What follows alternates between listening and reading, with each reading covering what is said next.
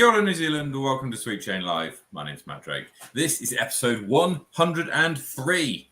103. We're back in our regular setting, in our normal place, after a incredibly busy last weekend.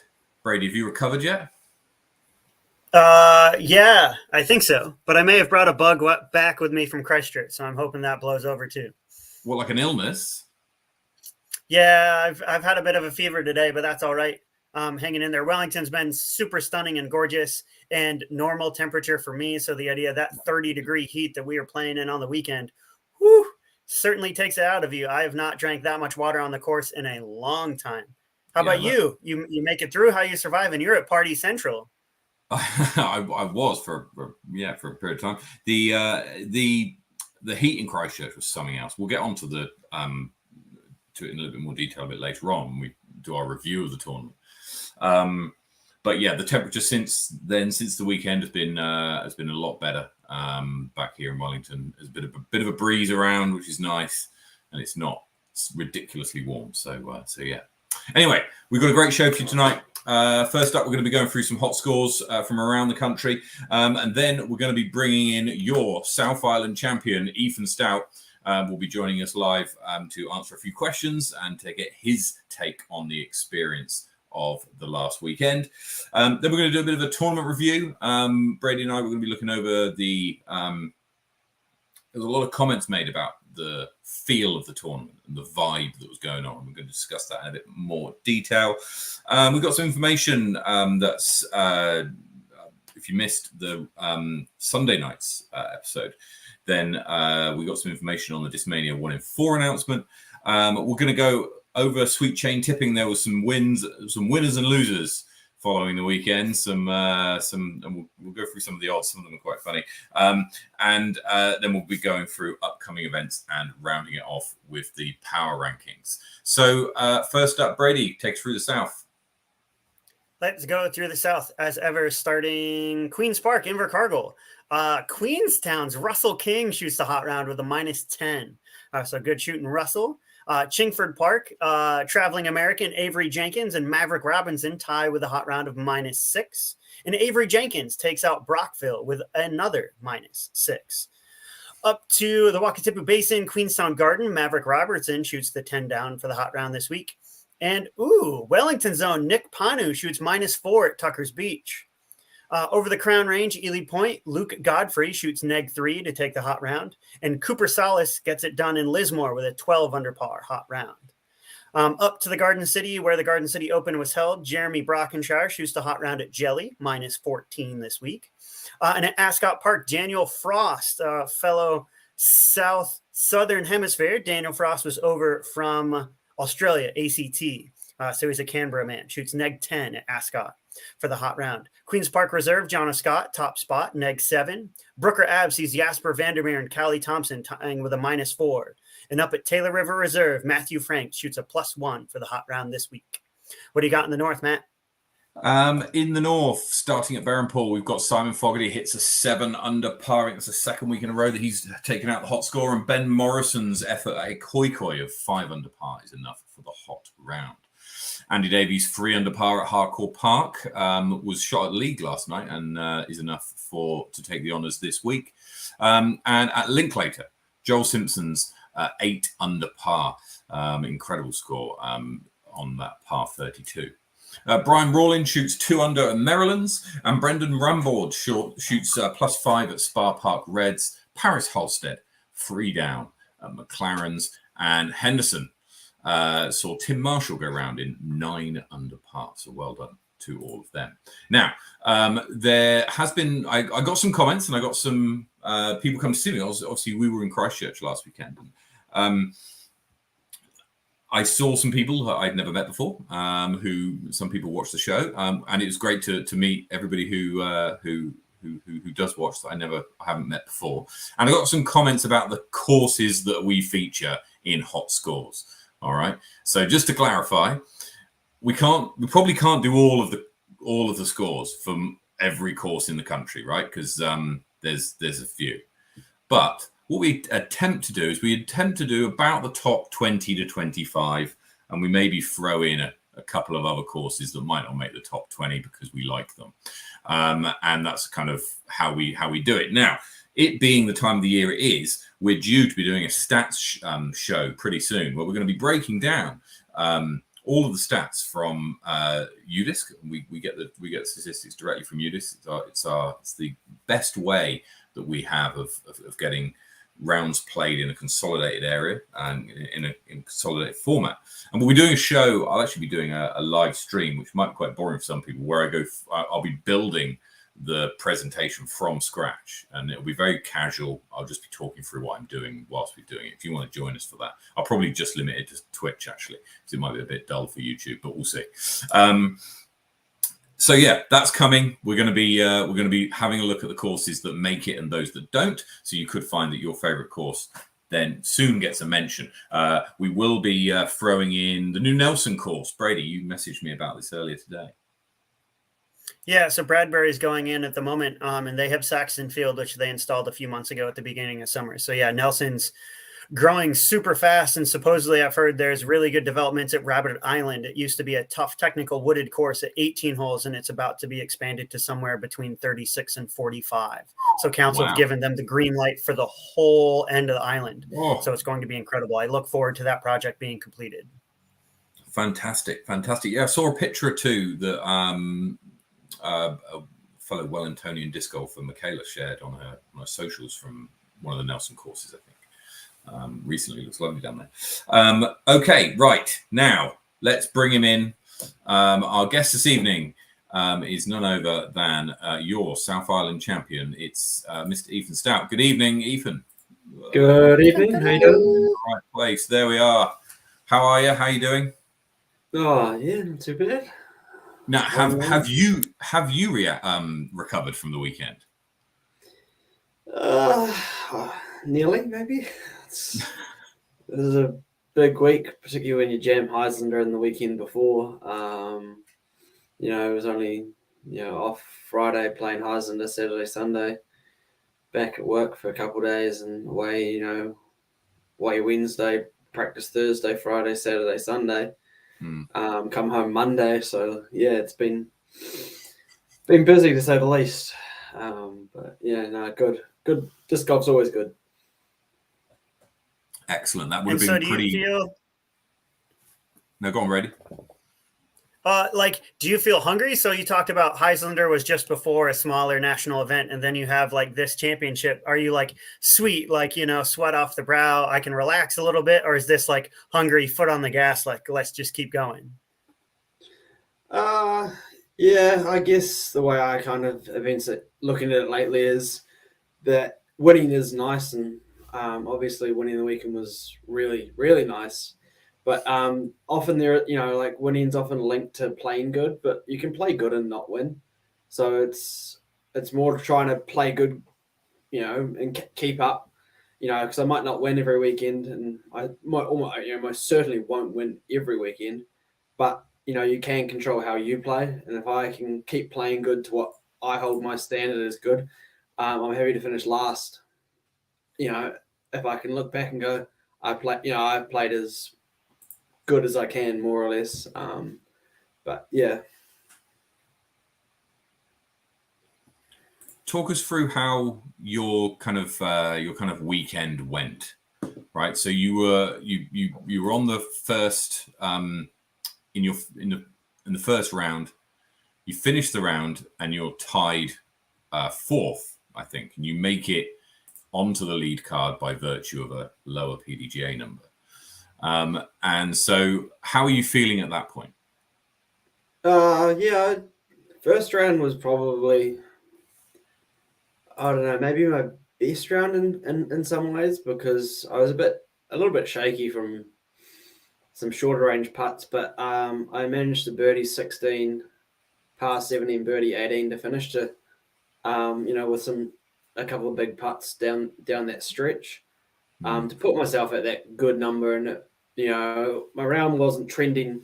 It wasn't bad, but all of a sudden 2 or 3 birdies extra, on top, and then a couple of hours later, I finished in overnight it's tied fourth. Definitely was probably the best feeling round. And I honestly thought I probably played the best first round, but no, I definitely was feeling good. I didn't quite think 5 would be that good in my head, at least. But until everyone plays it, no one knows what's actually good. Like it's all, that was just kind of what I was thinking. I definitely wasn't unhappy with 5, but I just kind of expected to be chasing a little bit more than 2 shots. Or was it 2? Yeah, it was 2. Yeah. Yeah, because I heard all weekend was people saying there's a 10 down in here somewhere. Someone, there's someone can hit 10 down. And as it turns out, I think 7 down was the hot score for the whole weekend. First round. And what you did is you had 3 rounds that went 5 down, 5 down, 5 down. So you're incredibly consistent. And that it was that consistency that carried you through. Yeah, sure. You find yourself on lead card on day 2, and you're on a card with Joe and Jay from Christchurch and Winnow, and with Connor. So you've got 3 kind of very attacking players on your card. How did you mentally prepare for that on Friday night? Well, I know what I was getting into with Joe and Jay. I played with them a fair bit, particularly last year, but I'd never actually played with Connor. I'd heard what he's like, and it was good. It was good to play with. It's just unfortunate it was his birthday and didn't quite have the round he was after.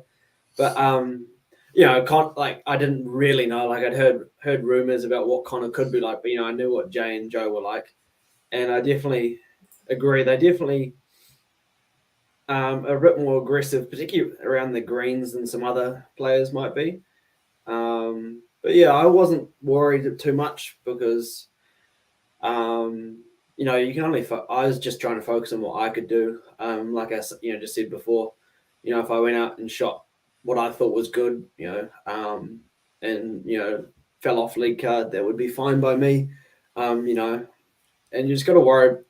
My biggest thing I was trying to do was just worry about what I was doing rather than what other people were doing over the weekend, because it's so easy to affect what you're doing by getting worried about, oh, so and so just made birdie, or so and so is playing better than me, but and you can't actually do anything to control that. You can only it sounds easy to say you can control how you play, but you know what I mean?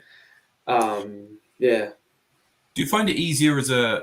I guess you may never know the opposite, but do you find it easier as a lefty to do that because you're not seeing their shots and ever trying to replicate them, because you often you'll be throwing potentially different lines, or do you think it's just a mental thing more than not put too much thought to that idea? Yeah, maybe like often. Nearly every course ever, at least it feels like to me, everyone always goes it's a lefty course, but I don't know. I usually know, and like most tournaments, I've got a good practice round and or have played the course before, so I usually know what I want, what I'm throwing and what I want to hit, what line I want to hit. I'm not sure if it would actually fit me because I don't, apart from maybe Stephen Reed, I don't really play with any other lefties consistently. All my friends are right-handed, so it's not like I'm actually used to being able to see the path or the line people throw. It's usually, if it is, it's forehand, but then again, forehand's kind of the same, but often not. It's not quite the same as a backhand. Yeah, I haven't put too much thought to that idea, honestly. So what do you, after this weekend, like you said that you've played with like Jay and Joe quite a bit, you came out on top, like you shot 3 consistent rounds. So like, what were your strengths, whether it was like up shots, putting, like, was it a certain disc or something? Like what did you lean on this weekend that made you so consistent and brought home the win? What I leant on in terms of discs were, I remember typing out to Cressy asked for a disc list for flex line coverage, and I found myself typing out Zeus and Zone a fair bit. So those are probably the two. Well, I got three Zeus in the bag and 2 Zones. So those are discs are probably the ones I lean on the most, as you'll probably see in coverage. I don't know what necessarily. I don't know if I did anything necessarily better on the course, apart from maybe being able to throw hyzers at all those lefty lines.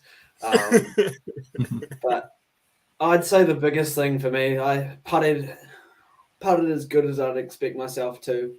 Given the wind, given the conditions, given the pressure, and situationally, probably almost putted better than I thought I would.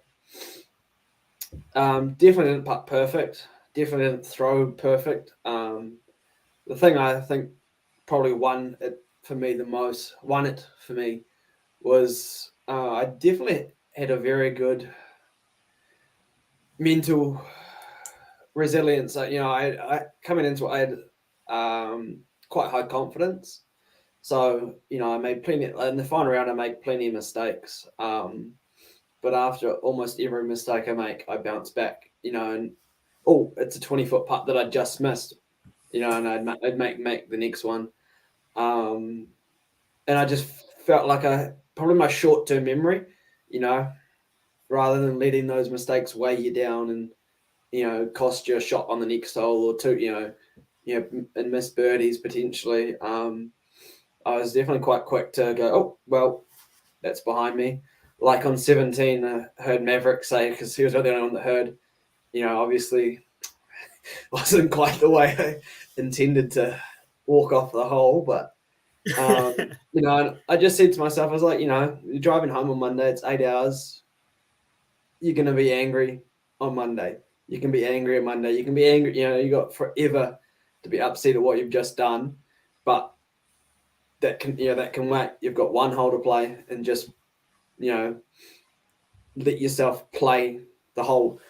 And again, I didn't expect to win it from there. I know it was a possibility, but I was like, if I can play this hole as good as I can, say Jay made birdie 2 or whatever the situation may be, I would have been happy.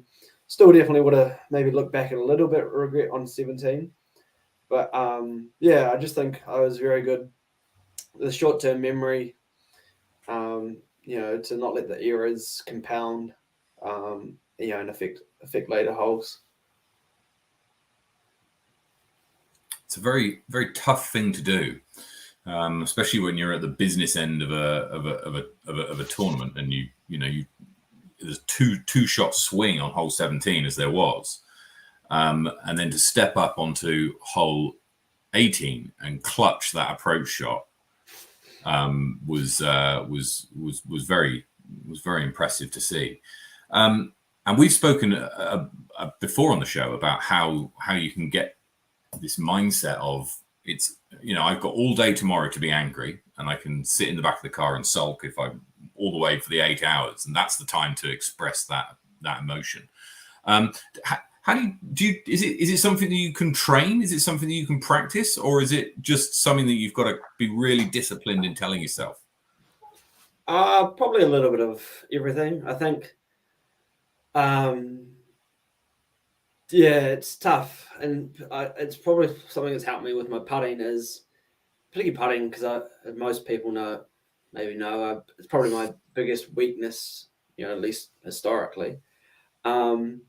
But just coming to terms with the fact that you can putt it good, you can putt it exactly how you want on X amount of hyzer.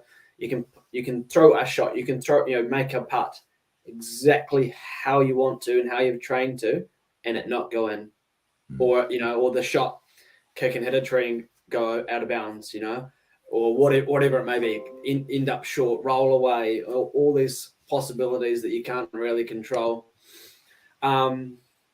So I guess I was more process orientated than outcome. Like my goal was to play 18 as good as I could. If I'd thrown it, hit the basket and rolled out, if I'd thrown it long, if I'd made a mistake, or I got a bad kick, but if I could look back and say I played that as good as they can. Outcome, we can't always quite control, unfortunately. So I guess I kind of let go of that, and being tied to, if this shot doesn't land in, I'm a bad player, or all sorts of those common mental thought lines, which I've had my fair share of. And just it's definitely not easy, and it's definitely a bit counterintuitive because I am the one throwing the disc, so where it lands should be my responsibility. But yeah, that's probably what helped me the most, was just going. I have no control. I can throw it how I want to, but outside that, what the wind does, what the trees do, it's out of my hands, and it kind of took a little bit of the pressure off, knowing that it's not actually up to you to park the drive or make the putt. And in a way, like, obviously, how good you are, the better you are, the more likely you are to. But yeah. Well, and then you're young and hungry. There are more tours. This is the first of the 3 New Zealand majors. So what are you working on next? So if you got this kind of mental stuff down and you kind of are like, sweet, I'm going to play my game, what do you want to improve in your game going into these next events this year?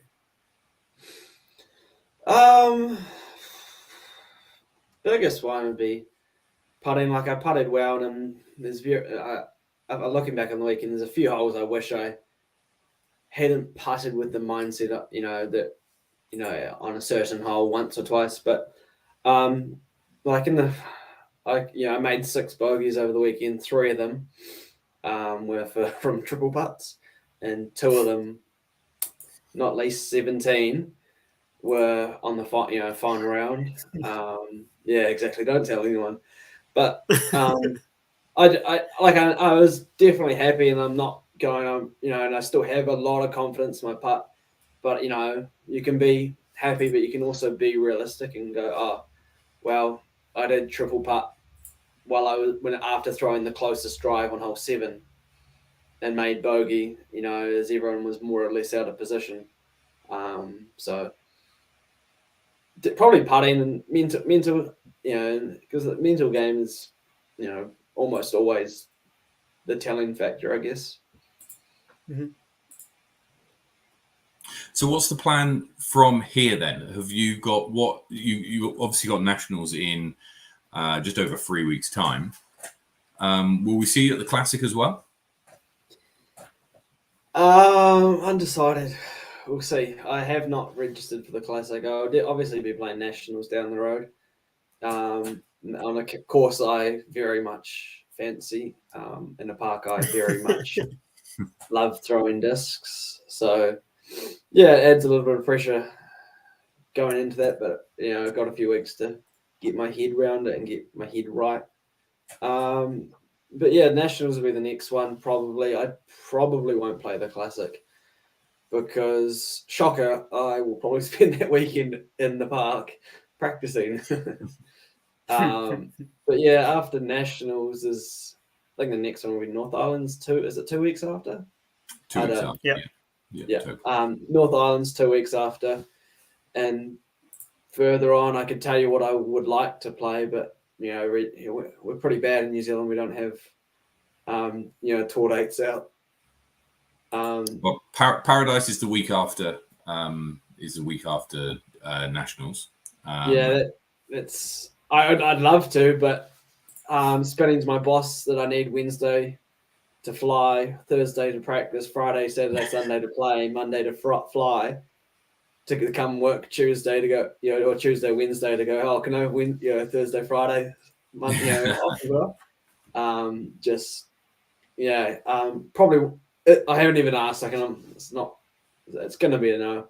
I wish I could, but it's just unfortunate timing.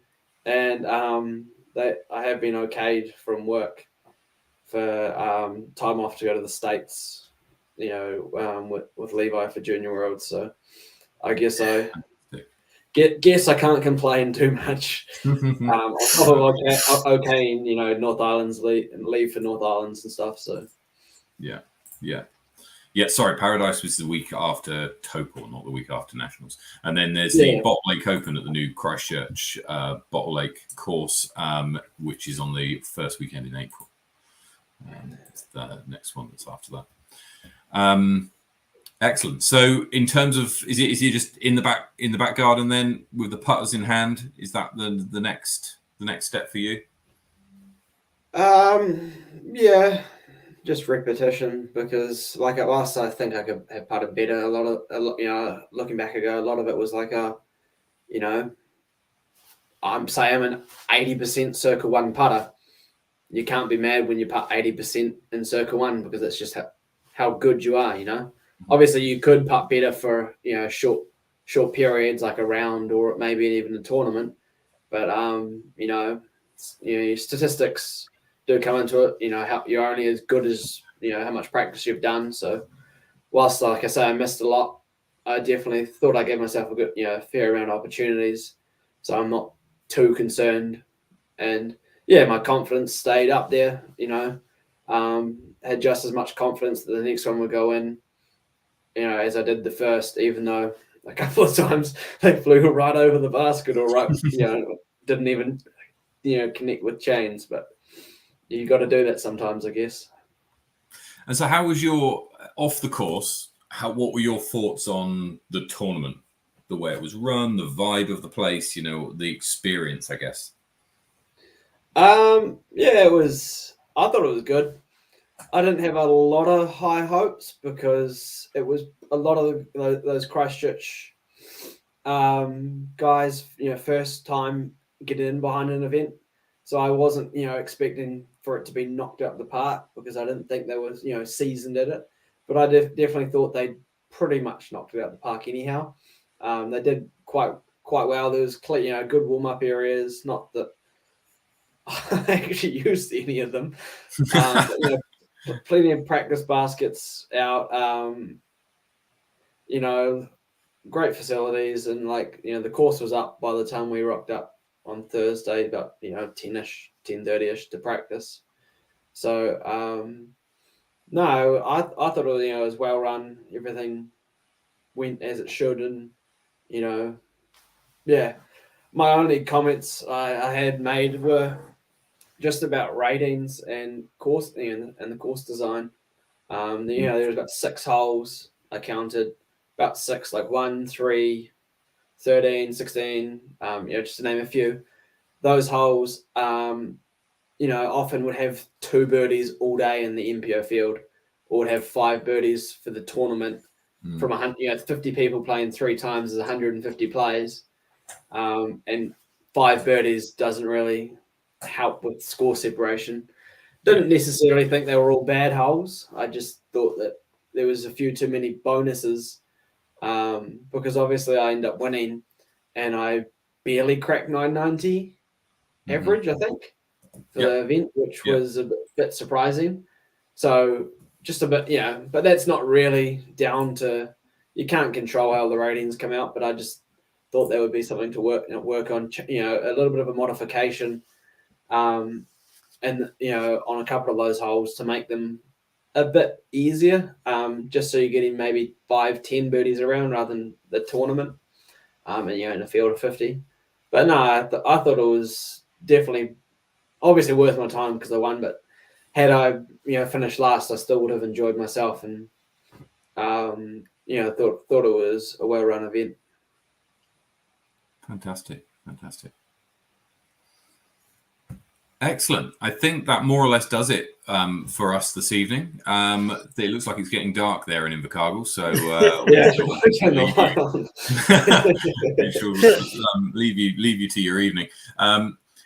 Ethan, thank you so much for joining us once again, and congratulations on your victory. We look forward to seeing you at Nationals in just over 3 weeks' time.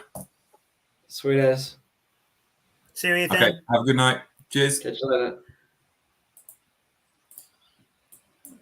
There we go, Brady. Played very consistently over the weekend. Yep. Was always there or thereabouts, and then clutched when he needed to. Yeah, like, and he talked about it that, he had that mentality of, I can be angry about this on Monday. I can be Yeah, angry real about good, this eh? tomorrow. So Yeah, it's I like, love I that. still have to Love play it. 18. It doesn't matter. I have one hole to Yeah, go, play the one hole, be angry tomorrow. I think that's a yeah. great mentality going down the stretch. He talked about his only birdies came from those kind of like triple putts. So the idea Mhm. to have that, you talked to Maverick kind of during the week, who in that moment was like, man, Ethan, like, you played this hole to a T, like, you laced it on the drive, laced it on the upshot, and then, like, misses the circle edge, misses the comebacker to go one Mhm. down into 18. But yeah, like, it's, to be fair, you can kind of say what you want about the general course design over all 18, but they did really well about, those score separator holes on 17 and 18 made it kind of anyone's business. You talked about, the hottest round was 7 down. Nate Yeah, Perkins, last round, goes into hole 17 at 8 under par. yeah. Um, and went like double bogey to finish. So Yeah. took 3 bogey strokes in the last 2 holes. While Mhm. meanwhile he was on a heater. So that idea of, like, it provided great drama, like, kind of that great balance and that kind of stuff. We saw it at Nationals last year, to see it already at this first major. I'm super interested to see the course. Ethan plays it really well. He's on the hot rounds all the time for this championship course in Invercargill. So yeah, it's going to be great. And I hope that they kind of have, that Bray and the team down there will be able to take a couple notes, maybe add a couple more OBs or bring that string in or whatever it is. I'm excited to see what they got going at Invercargill. Yeah. Let's just have a quick chat about course design, because we previewed these holes on Friday evening. Was it Friday evening? Thursday evening. No, Thursday, last week's show.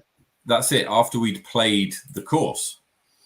And me and you, we've been out for our practice round, and and I just wanted to share some statistics, right? And before I share some statistics, I just want to frame the conversation. I spoke to a few people about this at the weekend, but I just wanted to just go into the frame it. Sorry? You going into the stats for the MPO field? I am, yeah. So I wanted to just frame the conversation, and the framing is this, right? The purpose of a disc golf tournament, at least through the eyes of a purist, I'm sure, is to find out who the best disc golfer is. And it's the tournament director's job to do that through their course design. And so what that means is that every hole that a tournament director puts into their tournament should be telling them some information about who the best player in the tournament is. Okay. So that means that every hole should be doing one of a number of things. It should be testing something that you'd expect to see from a top disc golfer, or it should be offering separation to the field so that you can see who the best players are and not. All right. At least that's how I'm seeing it. Would you broadly agree, or am I way off? For me personally, way off. I have a very different mentality when it comes to course design. Okay. So, all right. So just bear with me a second, right? Because go ahead. Some of the holes on this course were, by that framing that I've just described, very good.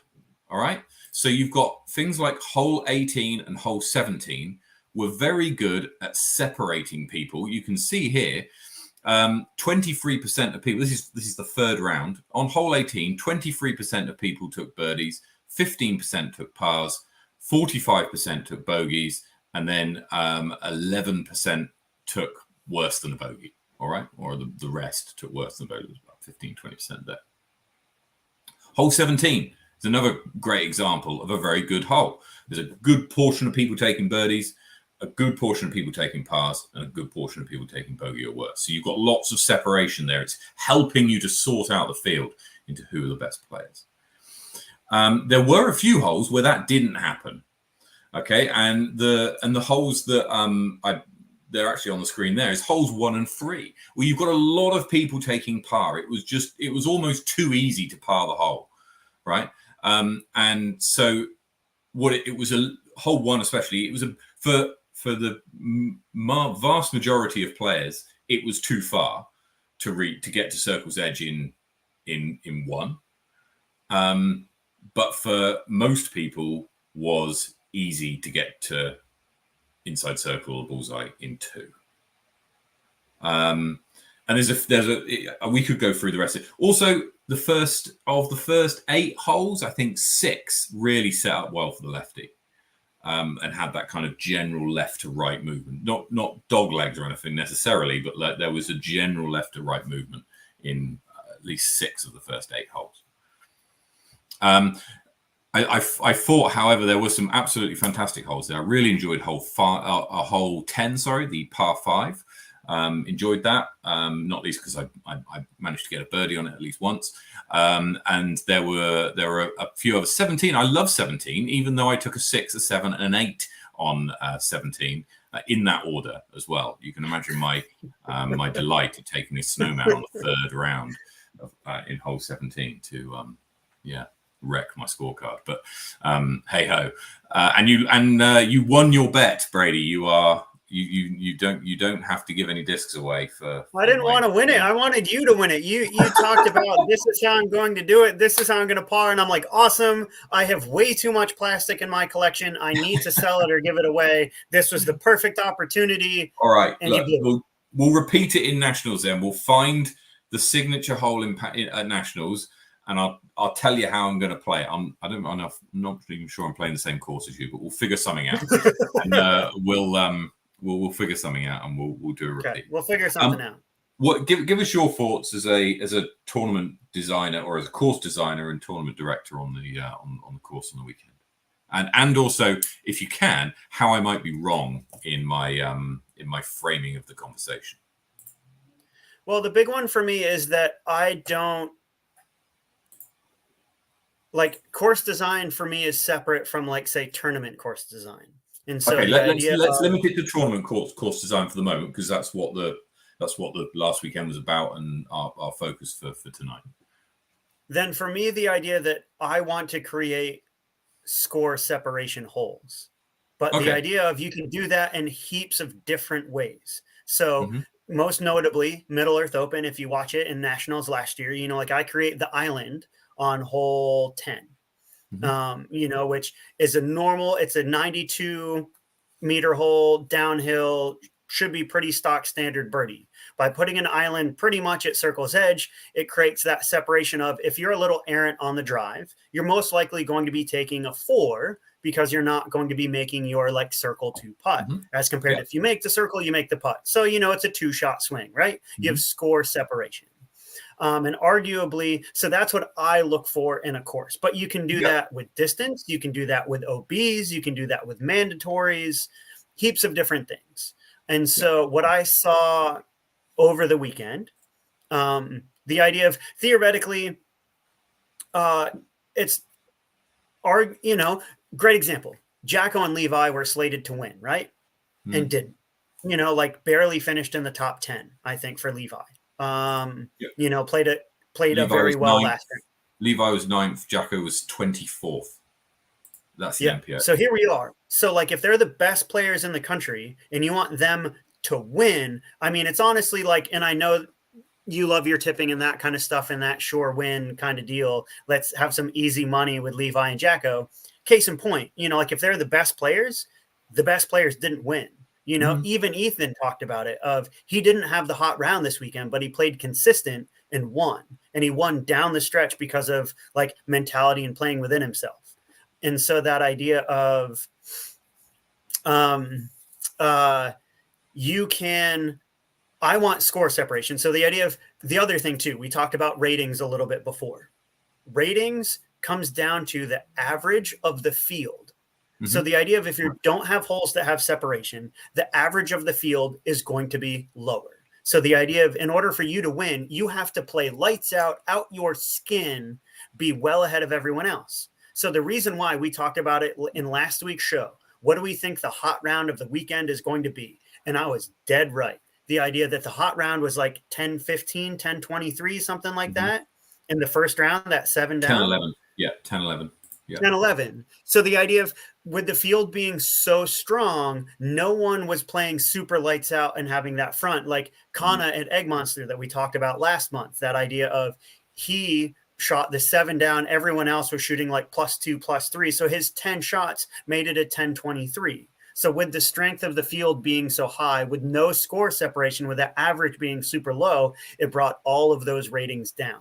Mm-hmm. And so theoretically, like we talked about hole 1, raw power, hole 3, raw power. The idea, but there was also no consequences. So like you could throw as far as you wanted to, and you could, if you were completely errant, left or right past the hole, it didn't matter. Hole 3 was a great example. Like hole 3, as a right-hand backhand player, I'm trying to throw like this mass flex Annie with a nuke, but I was constantly hyzering out by the basket of hole 1.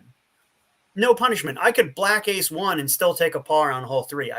That to me was kind of hey, maybe put some OB to kind of, like cancel that out. And now it's a score separation because now I've gone out of bounds. Now me making my up and down is a 4, not a 3. Though there were people.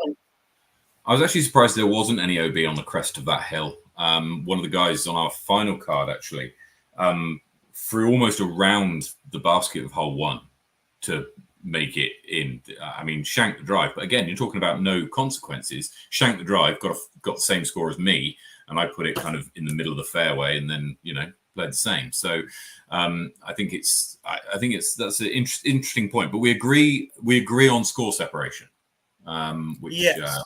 But like the idea for me, like a tournament course design is not like, I don't believe in catering to people. Course design to me is about like using the natural course of things. The idea of like hole 18, hole 17, great holes. Like hole 16, like bring the bunker into play. Hole 11, pretty easy. Elevated basket in the wind, not so easy. So, like I think overall, Zach and Andrew, who are the course designers, did a great job when it came to their first course, their first layout.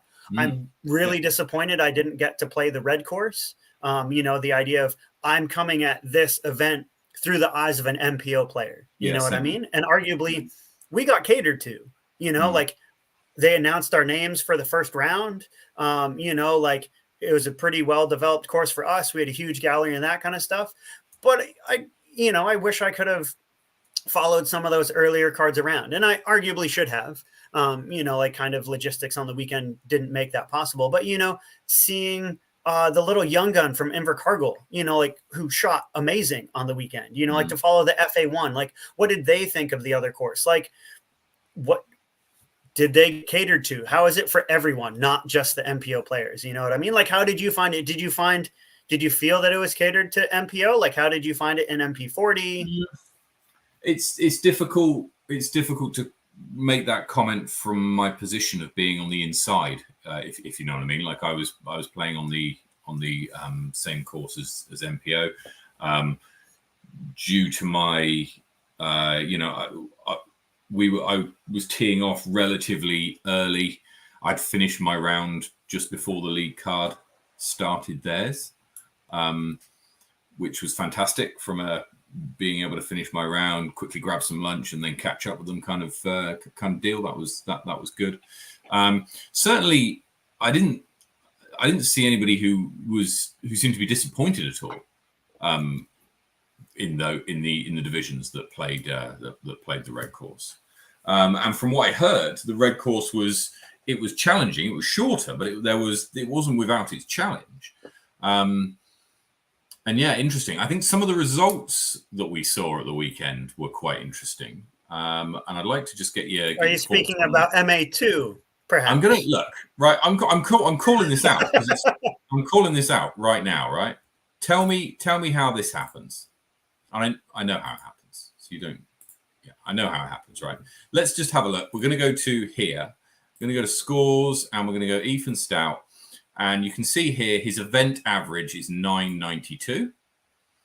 Okay, so that's the average of his 3 rounds. 989 was his third round. Jay Watson's event average 989. So generally speaking, on a 3-round tournament, you're going to get for one score is worth about 3 event ratings points, right?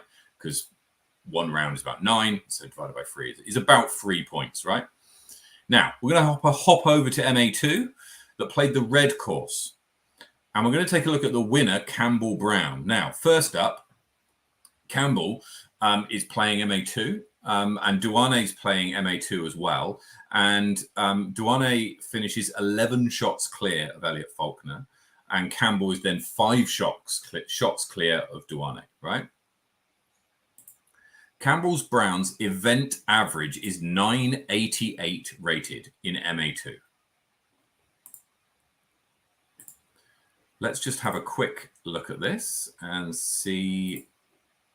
So he's outshot Nate Perkins by 11 ratings points. He would have finished just behind Jay Watkinson. Very, very close, in fact, almost to within a rounding error of Jay Watkinson's score, if the ratings translated.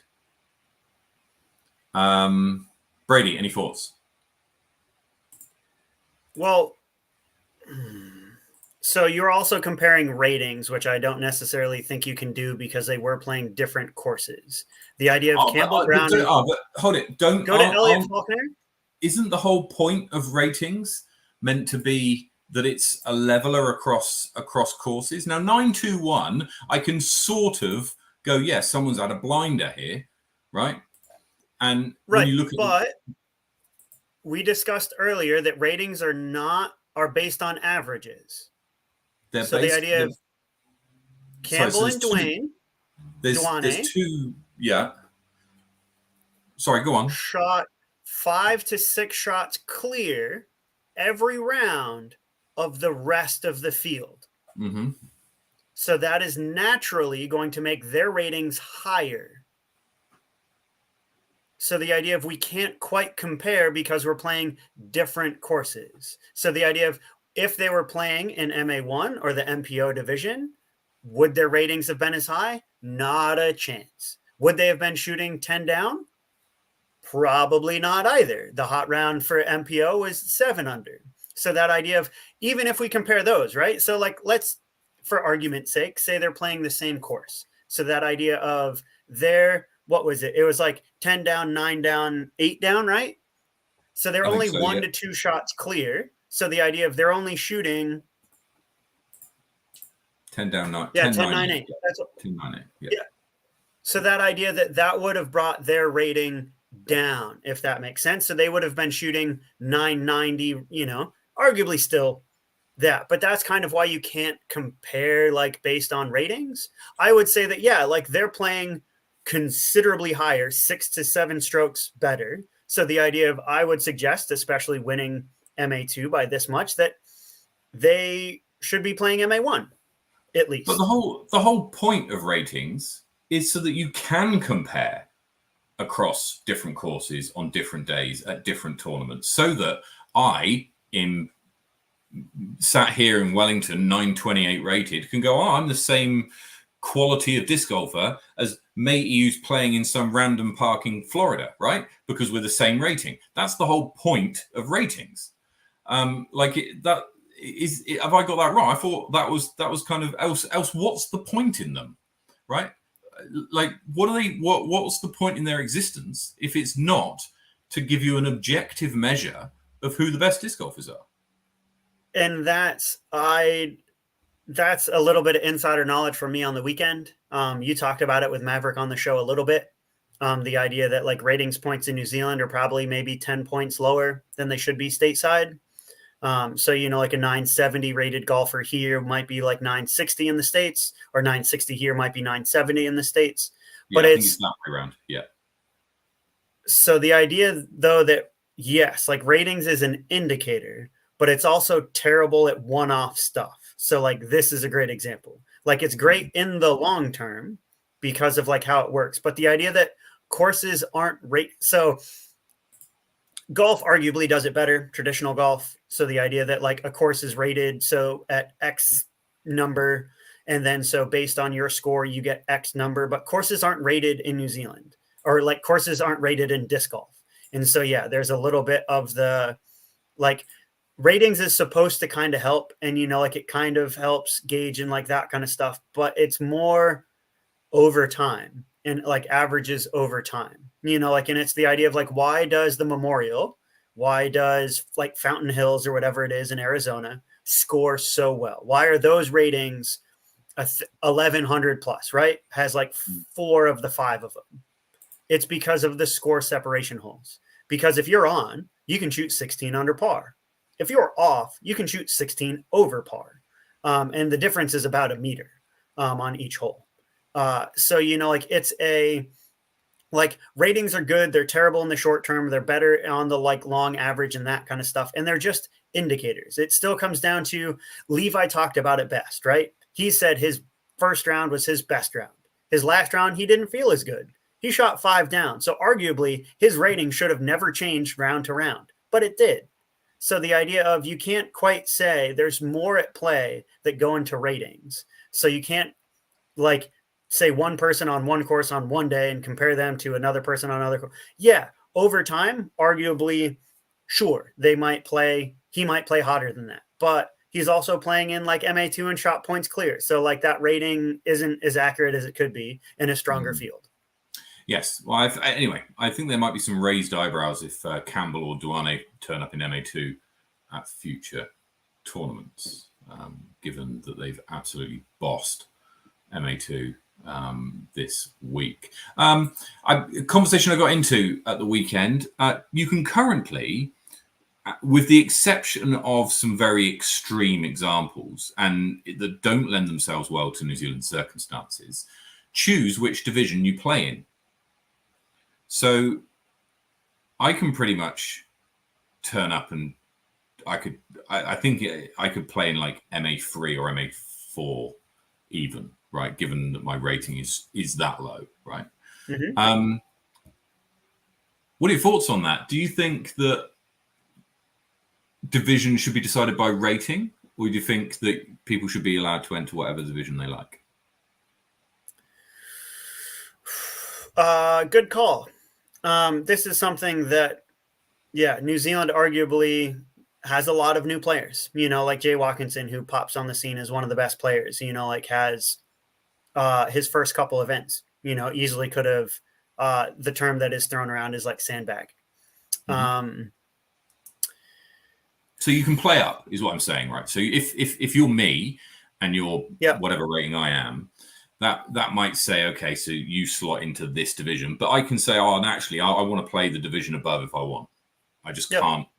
I can't choose to play lower. Where currently I can, and the division. I know that the PGA already do this. There is divisional kind of markers that say you've got to be this, but I don't know if enough effort is put into refining those to a local level. It might well work for the States. And I'm sure it does because they've got different field sizes and whatever else, right? Yeah. But does more work need to be put in to figuring out what local, and I mean by that I mean New Zealand, what the New Zealand situation should be?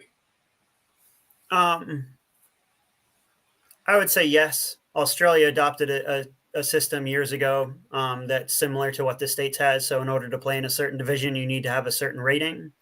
Arguably, they have more people, more courses, more events than New Zealand does. So the idea of they have more feeder I think they have more smaller events, kind of like 1 day, 2 day events that lead into their majors. Their national tour is like 1 a month, I think. Allows you to get a rating. Yeah. Yeah, and like per region, they only get 1. So it's, like Queenstown couldn't have like Paradise and the Gardens as like major tour events. They could only have 1 that would make the major and be like 50 points. Everything else would be 40.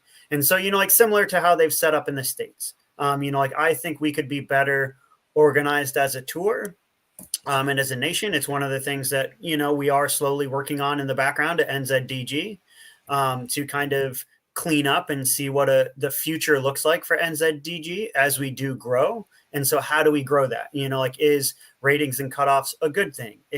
And if it is, how do we implement it? And then how do we, like, what does it look like? Bray Marsden and I have talked about it, of this path to nationals, as we call it, both as a player, like how do you get a rating? Like what division should you be going into?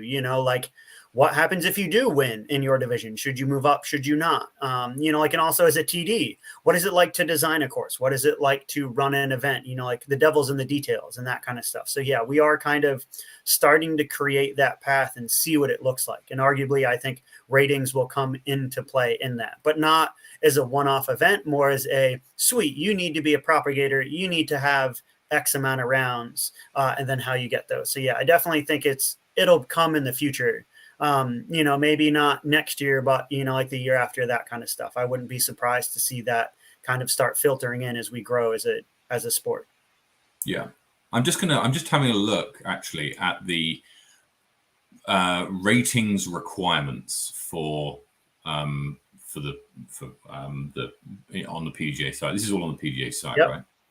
So it's 970 above is MPO, 950 to 970 is MA1, right? So MA1 is 935 plus. Okay. Right. But if you're an amateur, so right. Yep. MA2 is 935. So I that's which is what's the rating? What's Campbell's rating? Does he even have one? Yeah, he does. He does. I'm not sure he did going into the he does. It's 928. So does that make him an MA2 player? According to the PDJ site, it does. It does. He fit, but I don't know. I spoke to a few people who know Campbell. I'm not necessarily calling Campbell out for doing something that he shouldn't have done, but or maybe I am. He call it like it is, man. Well, he finishes fourth in MA1 at Heislander, right? Have I got that right? Or was that Duane? One of them finished it was Duane who finished fourth in MA1 at Heislander, and Campbell finished fourth in MA1 at the Christchurch Fling late last year, right? Mm-hmm. And if you're knocking on the door of podium in MA1, appreciate it's a major, bigger tournament, etc. Is that sorry, Elliot, I've got that wrong. Campbell played Christchurch Fling last week. No spots left. Okay, well there we are. And so I guess that's my thing. I don't know. Just doesn't seem. Well, it's right. Also, I've had comments made of, I know that I'm particular about different size events. Maverick talked about it on the show during the week that, even though this was a B tier event, it felt like an A tier, like stateside. Yeah. So the idea that like there were details that were covered that, elevated it to that. And so at certain events, I will play MA1, and certain events I'll play MPO for the fact of like this weekend, I could play MPO and I did make the cash line. But I could take it as vouchers because it was a B tier. If it was an A tier, like Nationals and like Topor, I'm playing an MA1. It's not because I don't want to play an open. In fact, I very much do want to play an open. But the idea of I'm not rewarded for good play by playing an open. The idea that if I play an open and I make the cash line, I have to decline it and it goes to the next person. I cannot take vouchers. And so that idea of, I honestly kind of think that at the stage we're in New Zealand, that everything should be a B tier, even if you have $10,000 of added cash, just because it gives players the freedom to take whatever the payout is, however they want to take it, whether it's cash or vouchers or whatnot. If tournaments did that, what would they be giving up with it not being an A tier? Absolutely nothing. Technically, what they would be giving up is extra points. So the PDGA, depending on how you finish, and PDGA points, which nobody cares about in New Zealand. Exactly. So like the idea of you give up a little bit of points, which arguably in the case of like maybe Levi, when he goes pro, that he'll want all of those points to bring stateside, but arguably he's going to go stateside before they matter here anyway. Yeah. So that idea of isn't it really cheaper? Give up nothing. It's also cheaper, isn't it, to run a B tier? Like fees to the PGA wise? Do they charge you less? Pretty much. Is it? Okay. All right. Maybe a little less. There we go. Negligible. You really lose nothing by it, and it makes it that much easier for the players. I think, but there's a go ahead. There's a prestige attached to calling it an A tier, though, isn't it? Hey, isn't that the thing? Kana chiming in. So why did I make Nationals an A tier? Good question. Go on then. A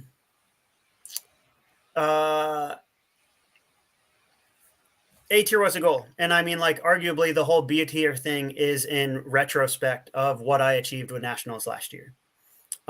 So like running it as an A tier, the headache that I had to go through to get it to be an A tier, the way that I did it, the way that it looks like most New Zealanders have been doing it or are doing it, where the AM side kind of pays into like help with the pro payout, was a it was a I personally did it because I wanted to host a big professional event, and I did. Yeah, look, also, it was a caveat of one of my sponsors as well that it needed to be an A tier. So in order to get the amount of funding that I did for the event, it had to be an A tier.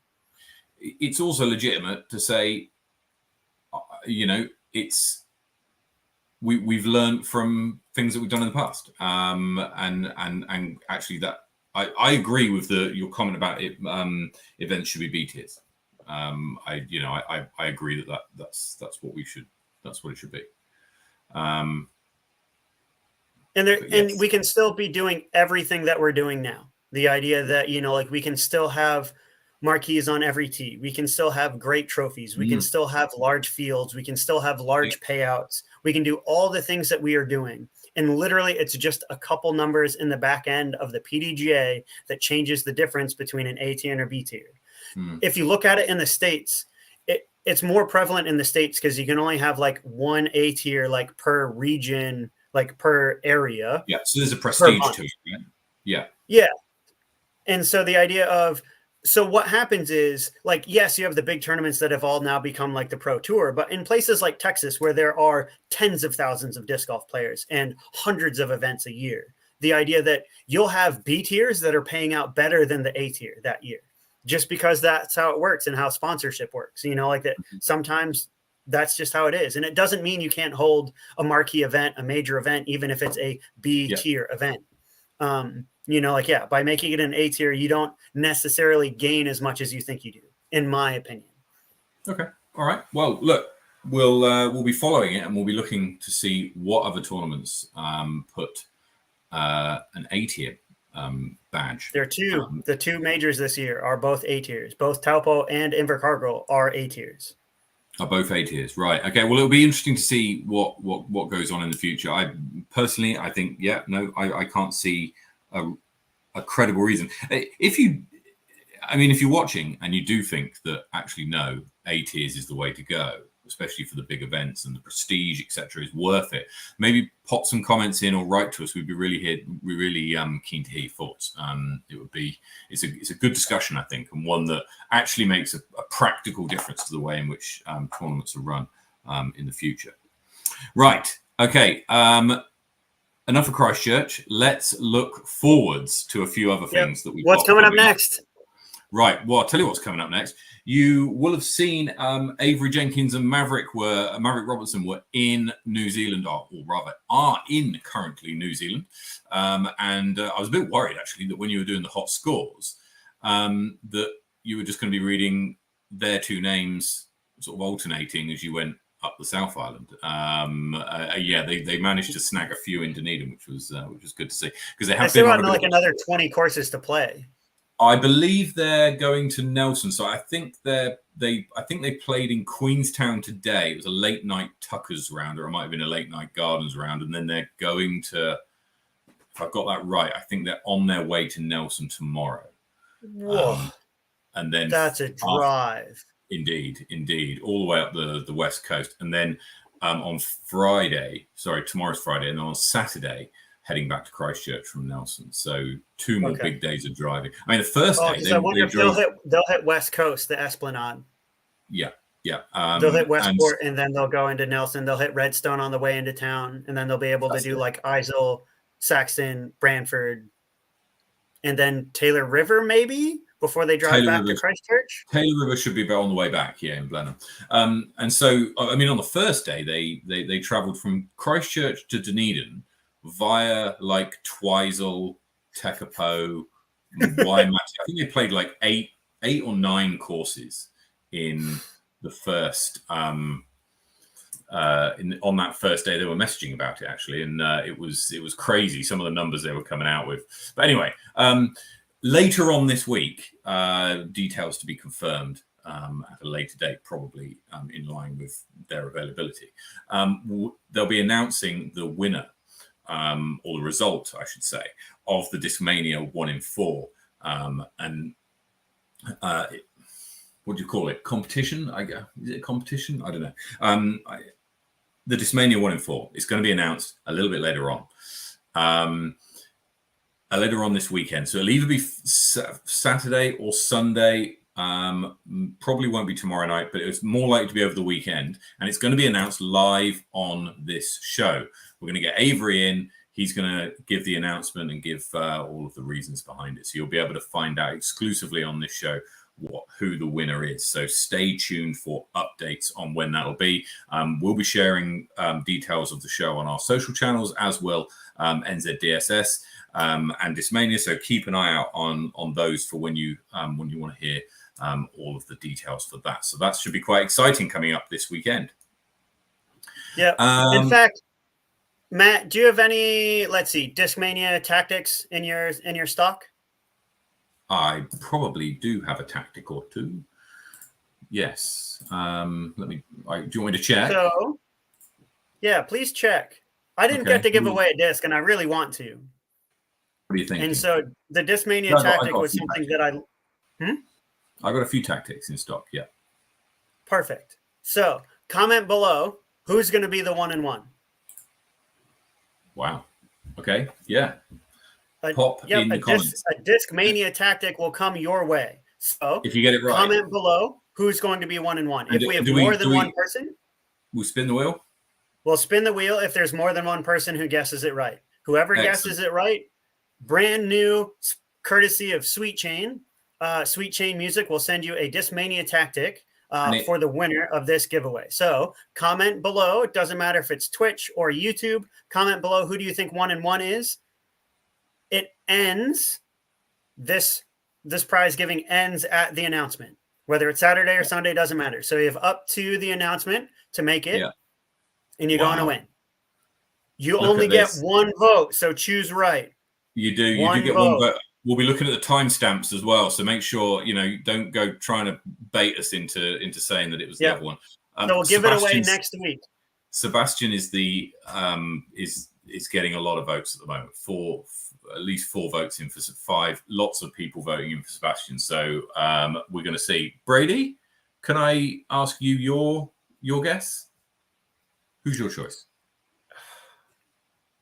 I've been Connor the whole time. Unfortunately, Connor crumbled second round this weekend. So I have to give it to Sebastian. Sebastian gets my vote for 1 in 1. How about you? Yeah, I have to. I think, and it's no slight to Ben or Ashton. I think it's between Connor and Sebastian, honestly. Connor's been more consistent in his performances, I feel, up to this point, and and playing the whole MPO MA1 thing is a thing, right? For me, it's important. Saying that, Sebastian played all right at the weekend. Played okay. I don't think he really. I think he shot 6 down in the last round, so played well there. But it was all right. It's a real tough one. All right, I'm going to say Connor. I'm going to say Connor. There we go. Connor's my guess. I think consistency over time is important. So there we go. But I do also want to say congratulations to all 4 of you. You guys have done incredibly well. What you guys have achieved over the past 12 months is awesome. It was an honor to spend a year with you in the 1 in 10. I was super happy for you all to make it to the 1 in 4. And so however this goes, you are all deserving of this sponsorship. You know what I mean? Regardless, whatever Avery says. So totally. Let's put that out there as well. You guys have done a good job. You did a great job. All played well this weekend. So no hard feelings. And either way the decision goes. Right, we've got one more thing to cover, which is, will Ethan make your tipping list at Nationals now? Yes, he will. And this was interesting because have a guess very quickly in the comments. Have a guess at the percentage chance the data analytics team gave Ethan at the start of South Island Champs to take out the win. What percentage chance? It's looking for a number, which is a percent. What percentage chance?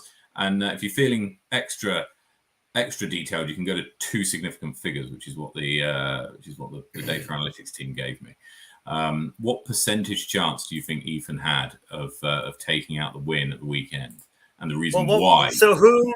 Given odds. Okay, so Levi, Jackson, Joe, and Jay, were those the four that you could tip on? So you could tip on Jacko, Levi, Jay, and Ryan, who were the four most favorite, if you like. Okay, then, so what was Ryan? Ryan's arguably the lowest on the list. Yeah, so Ryan was about 9 to 1. So because of limitations with the software we were using, odds of greater than 10 to 1 I can't offer, which is why there were multiple bets, right? Which is why there was like a top who will finish the first out of the 4 favorites. Then it was like who will finish the first out of like the next 6, because the first out of that 6 I can offer 10 to 1 odds or less on the ones at the bottom, right? Which is probably how we'll do it in the future. It's how it's less than 10% at least. Oh, absolutely, it was, yeah. So far, Brett Carlisle and the Goldfish Stew are both losing if we're playing Price is Right. You've gone over the percentage that it was. So the data analytics team prior to this said that Ethan Stout had a 1.16% chance of taking out South Island Champs. So yeah, I mean that goes to show what the data analytics team know.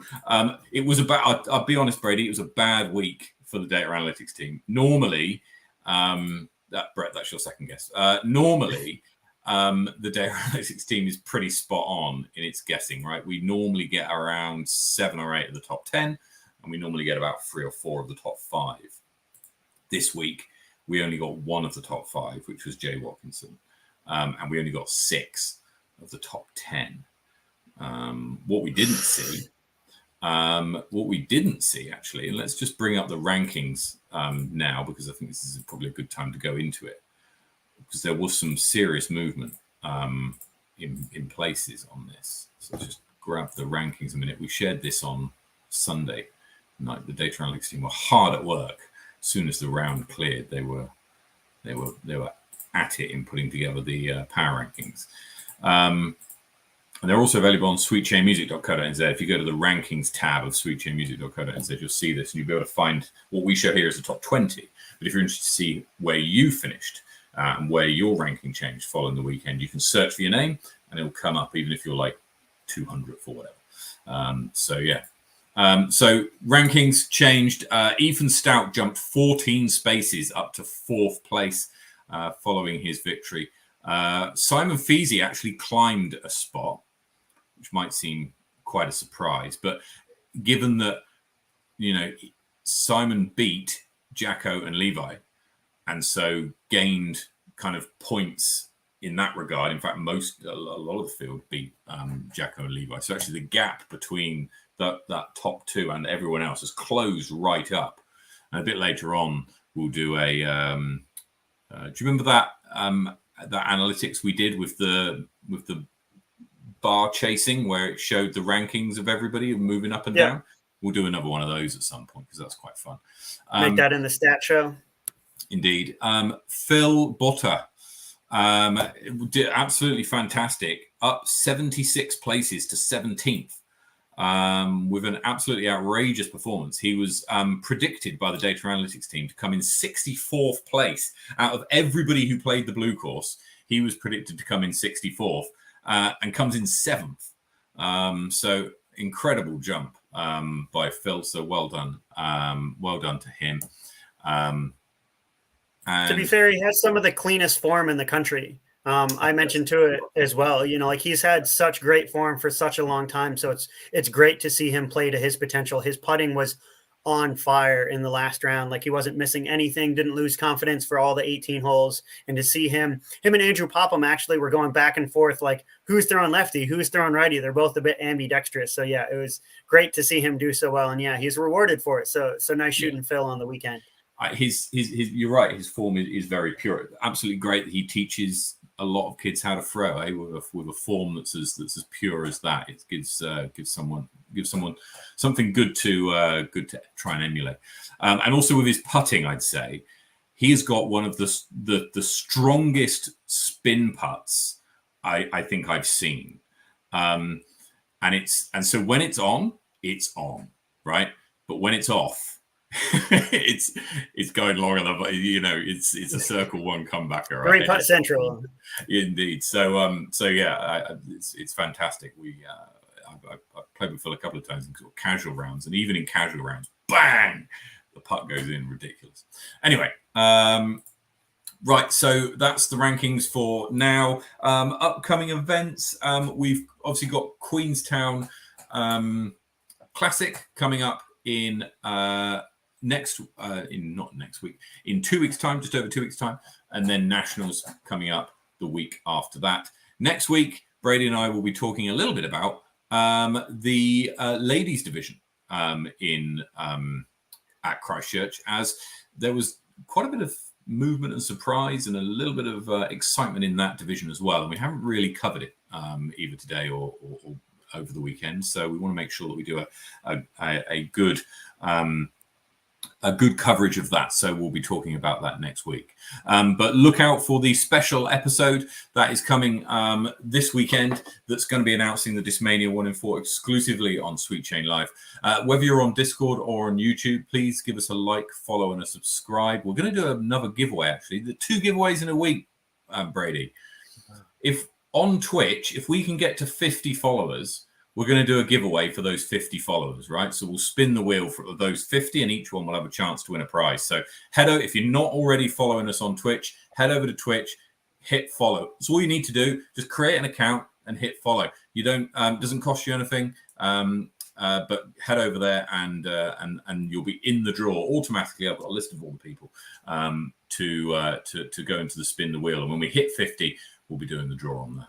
But anyway. So a couple of shows to look forward to. But wherever you're playing disc golf, take it easy, play well, get some birdies, and we'll see you this weekend, actually.